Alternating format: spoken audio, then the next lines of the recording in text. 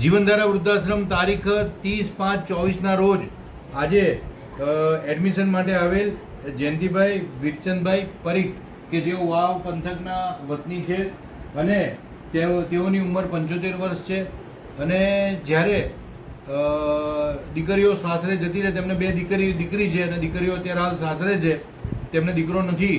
પત્નીનું અવસાન ઘણા વર્ષો પહેલાં થઈ ગયેલ છે.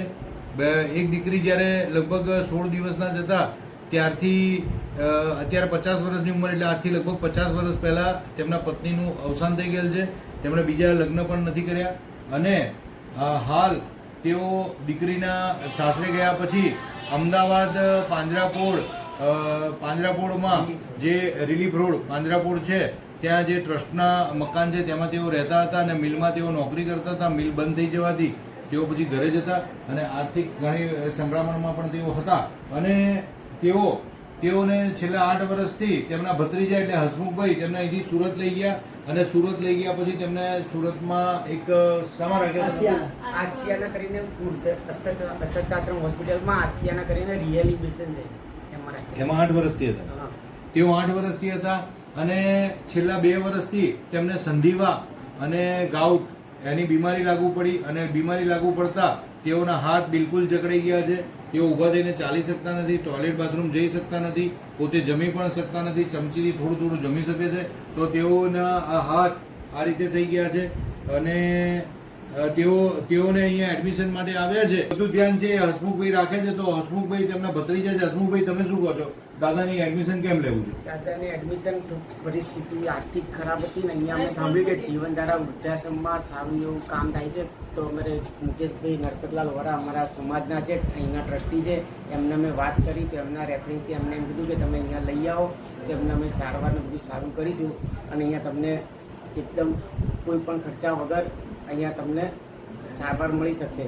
એટલે અમારે પૈસાના પ્રોબ્લેમના હિસાબે અમે જીવનધારા વૃદ્ધાશ્રમ. અને એમના હાથમાં તકલીફ કેટલા ટાઈમથી થઈ? એમના હાથમાં તકલીફ 2.5 વર્ષ જેવો થઈ ગઈ છે.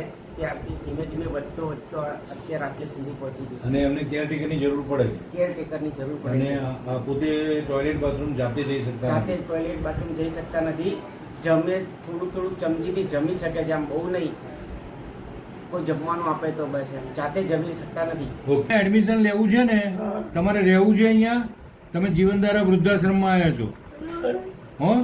અહીં રહીને પછી એક્સરસાઇઝ ને બધું કરવાનું રહેશે, ફિઝિયોથેરાપી ને બધું લેવાનું રહેશે, બરાબર? ઓકે, તો અમારા જે ડૉક્ટર સાહેબ છે, ડૉક્ટર જગદીશભાઈ વિઠા, તેઓ શું કહે છે તે આપણે સાંભળીશું. દાદાને આમ તપાસ્યા છે. દાદાને હાર્ટ પલ્સ બધું સારું છે. એમનું શરીર જોતાં એમના હાથ પગના આંગળા વળેલા છે, ઘૂંટણની અંદર પણ તકલીફ છે. તો જોતાં એમ લાગે છે કે ઓર્થો ડિસઓર્ડર છે એમને, બાકી બધું સારું છે. જીવનધારામાં ગુજરાતનું પ્રથમ પેરાલિસિસ રિહેબ સેન્ટર એ જીવનધારામાં છે અને જીવનધારામાં અમે આવા બધા ઘણા બધા વડીલોને અહીંયા ઊંચકીને લાયા હોય ને ચાલતા થયા છે. અમારે ત્યાં દાદાની પણ ખૂબ જ સરસ ટ્રીટમેન્ટ થશે અને અમે આના મૂળ સુધી જઈશું કે આમાં અમે શું કરી શકીએ છીએ. અને અમારા જે ડૉક્ટર છે, ફિઝિયોથેરાપિસ્ટ ડૉક્ટર રાકેશભાઈ, તેઓ શું કહે છે તે આપણે સાંભળીશું. જયંતિભાઈ કે જે એમનું એડમિશન માટે ઇન્ક્વાયરી આવી છે અને હાલ એમને ચેકઅપ બધું કરતા એમને બધા જ જોઈન્ટ છે એ સ્ટીફનેસ છે અને બાયલેટરલની બી એને બી બહુ જ સ્ટીફનેસ આવી ગઈ છે. એટલે જે છે જાતે ઊભા થઈ શકતા નથી કારણ કે એમના બંને જે ની છે એકદમ ફ્લેક્સ થઈ ગયા છે અને બધા જોઈન્ટ અને બિલકુલ બધું સ્ટીફનેસ થઈ ગઈ છે. તો આપણે એમને પહેલાં ઓર્થોપેડિકમાં કન્સલ્ટ કરાવીશું અને ફર્ધર ઇન્વેસ્ટિગેશન પછી આપણે એ રીતે એમને એક્સરસાઇઝ અને એ બધું કન્ટિન્યુ ચાલુ કરાવીશું. તો આવા દાદા પોતે જૈન પરિવારમાંથી છે.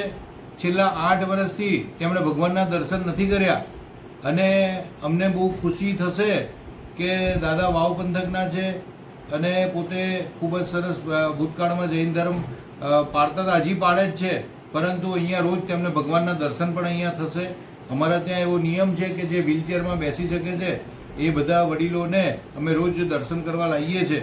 વ્હીલચેરમાં નહીં, સ્ટ્રેચરમાં હોય તો પણ અમે તેમને અહીંયા દર્શન કરવા રોજ લાવીએ છીએ. કાં તો વડીલો જે એમના રૂમમાં હોય તો રૂમમાં પણ અમે ભગવાનના દર્શન કરવા તેમને લઈ જઈએ છીએ. દરેક ધર્મના વડીલો રહે છે, જૈનેતર દરેક ધર્મના વડીલો રહે છે. જે ધર્મના જે વડીલો હોય એમને એમના ભગવાનના અમે અહીં દર્શન કરાવતા હોઈએ છીએ.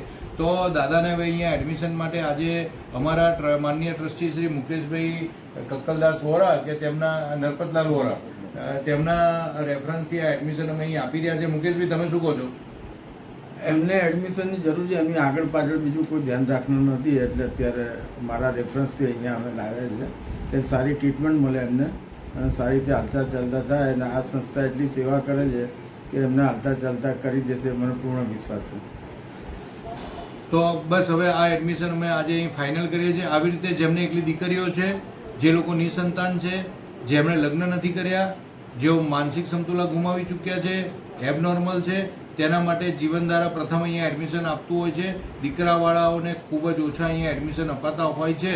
તો જીવનધારા વૃદ્ધાશ્રમ પરિવાર આજે આ દાદાનું એડમિશન અહીં ફાઇનલ કરે છે અને આ એડમિશન અમે અત્યારે હાલ આપી રહ્યા છે. આજ રોજથી તેમનું એડમિશન અમે કન્ટિન્યુ કરી રહ્યા છે. જીવનધારા વૃદ્ધાશ્રમ પરિવારના પ્રણામ.